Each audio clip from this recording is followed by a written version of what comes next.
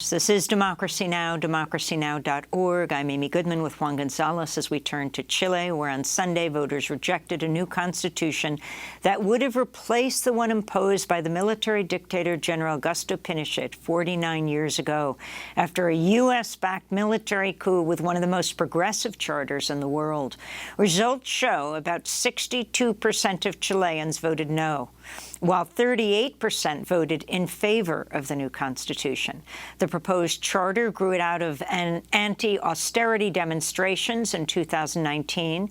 It was the first in the world to be written by an equal number of male and female delegates and included new rights for Indigenous people, legalized abortion, mandated universal health care, and new commitments to address the climate crisis. It also strengthened regulations on mining, prompting editorial from the Washington Post editorial board that opposed the Constitution based in part on how it could make it harder for the United States to acquire Chilean lithium used for batteries and laptops and cars.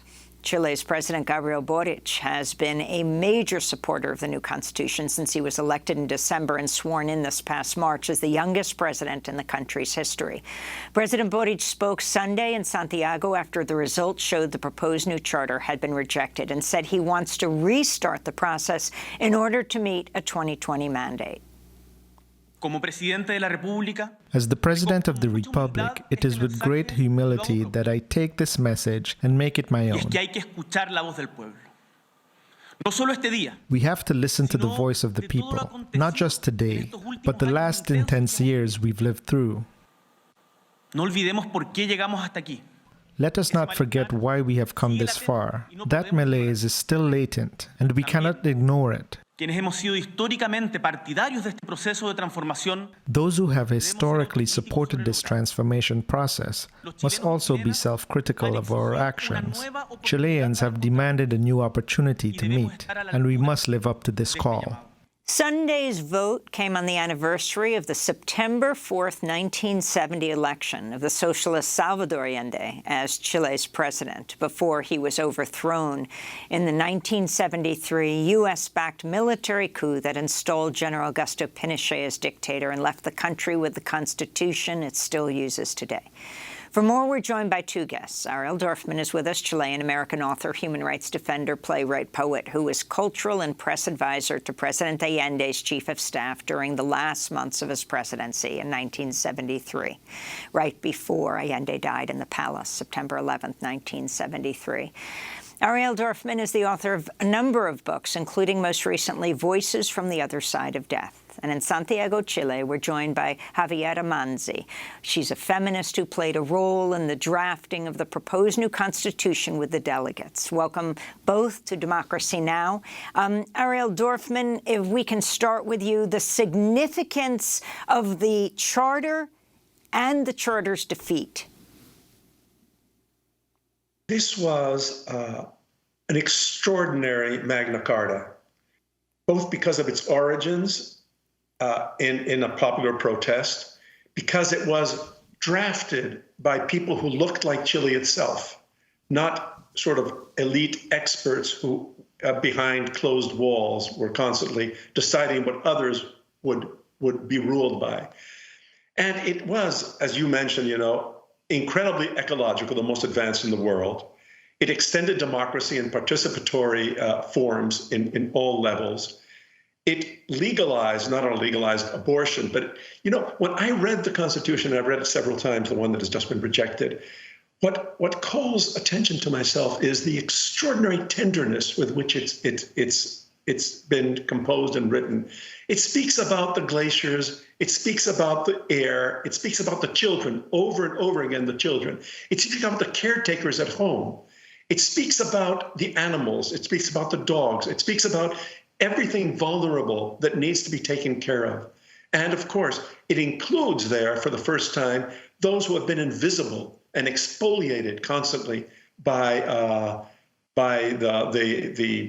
major powers in Chile, the indigenous populations. It is also an extraordinarily feminist constitution. And I just could go on and on and on. It had 388 articles, perhaps too many. But it its rejection is a very significant defeat. However, I am not entirely pessimistic about what the future will bring, and I could explain further if you feel that I need to do so. Some of the reasons why this happened, because we should not forget that 62% of the people in the largest election, 13 million voters, much more than ever before in the nation's history, did reject this proposal. And they did not, however, because 80% of the people decided previously that there has to be a new constitution. So we will have a new constitution. The question is if we are now under the veto power of the right-wing people in Congress who will try to restrict as many of these rights as possible. And Javiera Manzi, I wanted to ask you, you were part of helping to draft this new constitutional proposal with constituent Alondra Carrillo. What's your reaction to seeing it defeated, and why do you think that occurred? Some critics say that the writers attempted to go too far ahead of where the Chilean people were at this point. Your response? Yes. Well, good morning. I think that for us, the first thing we have to answer is what was in stake in this election, in this referendum. What did the people actually reject when they went to vote rejection? Was that it's at stake the content of this draft, or was there something else? For us, I was part of the coordination of the Social Movements Committee for the campaign for the approval. And yesterday we made a declaration where we said that this was, of course, a defeat, but an electoral defeat, not the defeat of a project.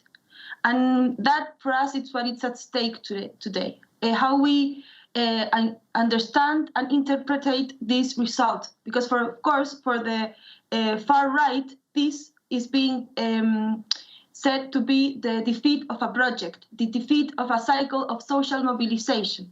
And for us, it's important to say that this was a campaign that we did in an extreme context of inequality.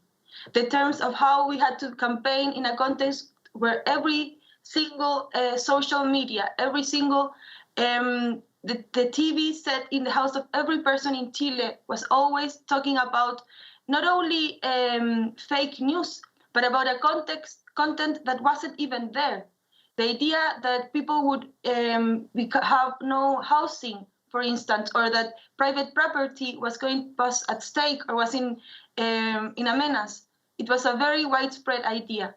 And so we had to made a campaign in a context that it was very difficult to defeat that common sense idea that was starting to spread out, and in a context that this was the first time since 2012 that we had a mandatory vote. So there was a whole part of the society in Chile that went to vote for the first time in ages. So it was a very important. It's very important for us to say, and these days are going to be very important to try to understand, interpret, and to say what's at stake in the future days and the future of a possible constituent process. And Ariel Dorfman, I wanted to ask you about this issue of the disinformation campaign that was launched within Chile, and also some of the propaganda outside of Chile. As Amy mentioned, the Washington Post editorial saying that, quote, lithium is a key input in batteries that run millions of laptops and upon which the United States is basing its electrified automotive future. Chile sits atop the world's largest lithium reserves. You remember when American companies were more concerned with Chile's copper back in the days of Allende, and how Chile has always been seen as a resource for the Western imperialist countries. Yes, first, the disinformation campaign, the fake news. The official people in charge of the election have said that 89% of the funding for the rechazo, the people who rejected, was versus 11% of the money spent by the approval people, right? So that's 4-1. You have to imagine how unequal, as we just heard our colleague in Chile say, right? So that fake information was very cunningly used, as was used problems that the Constituent Assembly itself had, certain extravagances, certain scandals that happened, but always trying to create a fake sense of what was in the Constitution. I think many people didn't even read what was in the Constitution. They simply had an impression of it. In relation to this, what's interesting is that just as in the case of Allende, this is an anti-extractive constitution, meaning it does not put extraction as the center of Chile's development, but people as the center of its development. The richness of Chile is its people. We have the lithium, of course. We've got lots of lithium as before we had the copper. We still have that copper. But the important thing here is that one of the forms of the Constitution speaks about the fact that we have sovereignty over what is in our subsuelo, in our minerals, right? And of course, people are very worried about that outside, despite the fact, of course, that the Constitution itself does not say that we will stop foreign investments or things like that. We will simply have control of it, as in the case when Allende nationalized copper, by the way, with the unanimity of Congress. So, of course, outside the Washington Post, which I found strange, really, to tell you the truth, the Wall Street Journal, which I didn't find so strange, The Economist, which I didn't find so strange, lots of people from the outside kept on speaking about these things, and these were reverberated in Chile, right? Whereas when somebody like Pedro Pascal, for instance, would tweet about that, or the International Socialist groups would speak about that, or Thomas Piketty would speak about how wonderful, or constitutional experts all around the world saying this Constitution, in fact, extended rights, it did not restrict rights, all that was shouted down, was shut down, was forgotten, right? So there is a campaign outside Chile. It's not unanimous either, because there have been relatively good things. There's been a very good op-ed in the New York Times as well. And I myself was able to write something in the Los Angeles Times. And tomorrow I have something in The Guardian. So it's not as if we're completely muted in that sense. But there is a worry among let us call us the oligarchs of the world, those who control the riches of the world, and who are the equivalent of those who control the riches in Chile, right? I mean, the amount of money spent by the corporations in Chile is simply shameful. I wanted to just, when you said it was surprising, Washington Post, Common Dreams, Brett Wilkins had an interesting piece where he said Washington Post owner Jeff Bezos and other billionaires, including Bill Gates this year, invested nearly $200 million in cobalt metals, which, according to mining.com, quote, is on a global search for key battery metals, cobalt, lithium, and nickel, as well as copper, which is key to the green energy transition. Might help explain something there. But I wanted to end with Javiera Manzi, the feminist activist who played a key role in the protests in Chile and then working with others in the drafting of Chile's proposed new constitution. Where you go from here, Javiera? Well, we must say it's a very hard time for us in Chile. We have to start from there. The result is not only an electoral defeat in the sense that the constitution was not approved, but it also shows the extent of the hegemony of neoliberal common sense and how there's a very major, we have to challenge to overcome this moment, not only in terms of the constituent process, but of course in terms of how the far right has gained a lot of power and visibility along this campaign. For us, it's important on what is at stake in this moment is to try to overcome, to create a new alternative, politically and visible feminist alternative, because I think that in this moment, this very moment, including feminism is at stake. We need to overcome as well, because we know that what was rejected is not the content, or it's not the content of the Constitution. It's not the recognition of domestic labor. It's not the recognition of a right to decide on abortion and sexual justice. It's not the recognition of housing, health, labor rights, but it's something else.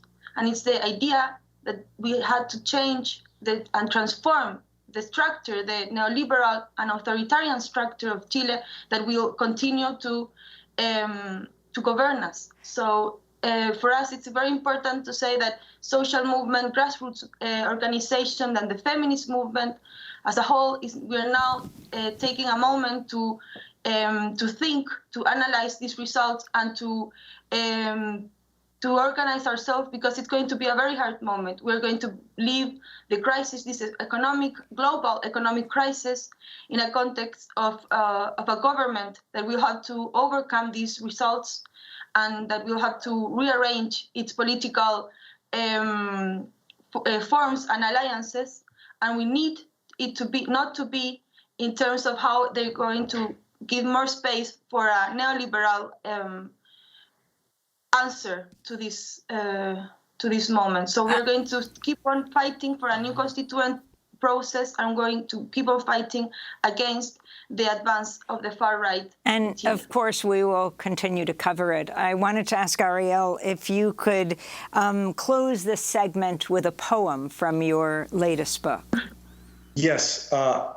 This is about the disappeared, because it turns out that we are fighting also for the disappeared, or desaparecidos. We're fighting for all the dead who died so that we could have a different Chile.